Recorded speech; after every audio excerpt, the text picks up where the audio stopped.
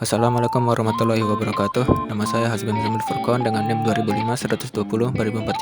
Di sini saya akan menjelaskan tentang standarisasi jaringan komputer. Perbedaan standar OSI dengan TCP/IP. TCP/IP atau Transmission Control Protocol Internet Protocol adalah model jaringan yang digunakan untuk komunikasi data dalam proses tukar-menukar informasi di internet. Sedangkan OSI model atau Open System Interconnection Model adalah sebuah model jaringan yang dikembangkan secara resmi oleh International Standard Organization untuk melakukan sebuah standarisasi proses pembentukan jaringan yang sebelumnya dimiliki oleh masing-masing vendor pembuat jaringan komputer. Kedua model tersebut bertujuan untuk melakukan standarisasi penggunaan jaringan. Berikut adalah beberapa perbedaan model OSI dan TCP/IP. Yang pertama adalah OSI layer memiliki 7 buah layer dan TCP/IP hanya memiliki 4 layer. 2. TCP/IP layer merupakan protokol spesifik sedangkan OSI layer adalah protokol independen. 3. Layer teratas pada OSI layer yaitu application, presentation, dan session direpresentasikan ke dalam satu lapisan layer TCP/IP yaitu layer application. 4. Semua standar yang digunakan pada jaringan TCP/IP dapat diperoleh secara cuma-cuma dari berbagai komputer di internet, tidak seperti OSI. 5. Perkembangan ISO dan OSI tersendat tidak seperti TCP/IP. Untuk jangka panjang, kemungkinan TCP/IP akan menjadi standar dunia jaringan komputer, tidak seperti OSI. 7. OSI mengembangkan modelnya berdasarkan teori, sedangkan TCP/IP mengembangkan modelnya setelah sudah diimplementasikan. 8. TCP/IP mengombinasikan presentation dan session layer OSI ke dalam application layer. 9. TCP/IP mengombinasikan data link dan physical layers OSI ke dalam satu layer. 10. TCP/IP lebih sederhana dengan 4 layer. 11. TCP/IP lebih kredibel karena protokolnya. Tidak ada network dibangun dengan protokol OSI walaupun setiap orang menggunakan model OSI untuk memandu pikiran mereka. Penggunaan protokol dalam standar komunikasi. Yang pertama ada HTTP. HTTP atau Hypertext Transfer Protocol adalah suatu protokol yang digunakan oleh WWW atau World Wide Web. HTTP mendefinisikan bagaimana suatu pesan bisa diformat dan dikirimkan dari server ke klien. HTTP juga mengatur aksi-aksi apa saja yang harus dilakukan oleh web server dan juga web browser sebagai respon atas perintah-perintah yang ada pada protokol HTTP ini.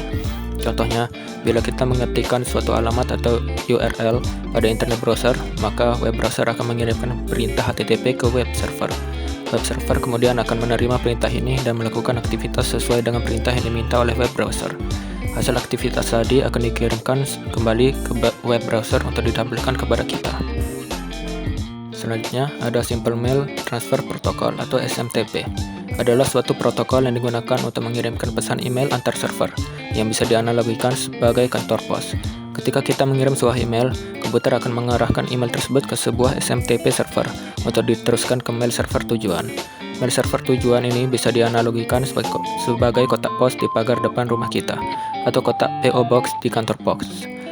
Email-email yang terkirim akan berada di tempat tersebut hingga si pemiliknya mengambilnya. Urusan pengambilan email tersebut tergantung kapan penerima memeriksa akun emailnya. Dan yang terakhir ada POP3. POP3 adalah kepanjangan dari Post Office Protocol versi 3, yakni protokol yang digunakan untuk mengambil email dari email server. Protokol POP3 dibuat karena desain dari sistem email yang mengharuskan adanya email server yang menampung email untuk sementara sampai email tersebut diambil oleh penerima yang berhak. Kehadiran email server ini disebabkan kenyataan hanya sebagian kecil dari komputer penerima email yang terus-menerus melakukan koneksi ke jaringan internet. Perbedaan TCP dan UDP. TCP atau Transmission Control Protocol adalah salah satu jenis protokol yang memungkinkan sekumpulan komputer untuk berkomunikasi dan bertukar data di dalam suatu jaringan. Sedangkan UDP atau User Datagram Protocol adalah salah satu protokol lapisan transport TCP/IP yang mendukung komunikasi yang tidak handal tanpa koneksi antara host-host dalam jaringan yang menggunakan TCP/IP. UDP adalah transport layer yang tidak handal, connectionless, dan merupakan kebalikan dari transport layer TCP. Dengan menggunakan UDP, setiap aplikasi soket dapat mengirimkan paket-paket yang berupa datagram. Istilah datagram diperuntukkan terhadap paket dengan koneksi yang tidak handal. Koneksi yang handal selalu memberikan keterangan apabila pengiriman data gagal, sedangkan koneksi yang tidak handal tidak akan mengirimkan keterangan meski pengiriman data gagal. Perangkat yang termasuk ke dalam 7 OSI layer. Yang pertama ada layer fisikal. Fungsi physical layer adalah bertanggung jawab atas proses data menjadi bit dan mentransfernya melalui media seperti kabel dan menjaga koneksi fisik antar sistem. Contoh device-nya adalah repeater, multiplexer, hubs, DDR, oscilloscope, dan amplifier. 2. Ada layer data link. Layer ini menyediakan transfer data yang lebih nyata sebagai penghubung antar media network dan layer protokol yang lebih high level. Contoh device-nya adalah bridge, switch, ISDN router, intelligent hub, NIC, advanced cable tester.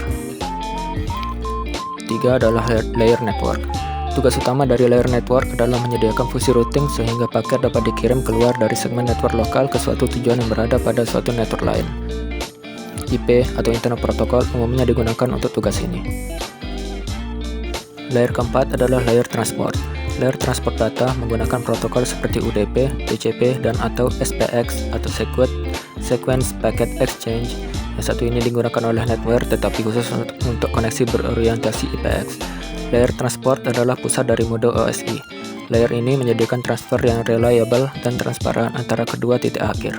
Layer ini juga menyediakan multiplexing, kendali aliran, dan pemeriksaan error serta memperbaikinya. Contoh device-nya adalah gateway, advanced cable tester, dan router. Yang kelima adalah layer session. Layer session sesuai dengan namanya sering disalahartikan sebagai prosedur logon pada network dan berkaitan dengan keamanan. Layer ini menyediakan layanan kedua layer di atasnya, melakukan koordinasi komunikasi antara entity layer yang diwakilinya. Contoh device-nya adalah NetBIOS, Namespipes, Mailslots, dan RPC. Yang keenam adalah layer presentation. Layer presentation dari model OSI melakukan hanya suatu fungsi tunggal, translasi dari berbagai tipe pada sintaks sistem. Sebagai contoh, suatu koneksi antara PC dan mainframe membutuhkan konversi dari EBCDIC, karakter encoding format ke ASCII, dan banyak faktor yang perlu dipertimbangkan. Konversi data dan enskripsi yang mungkin ditangani oleh layer ini. Contoh adalah format gambar, JPG, GIF, PNG, dan sebagainya. Lalu layer terakhir adalah layer application.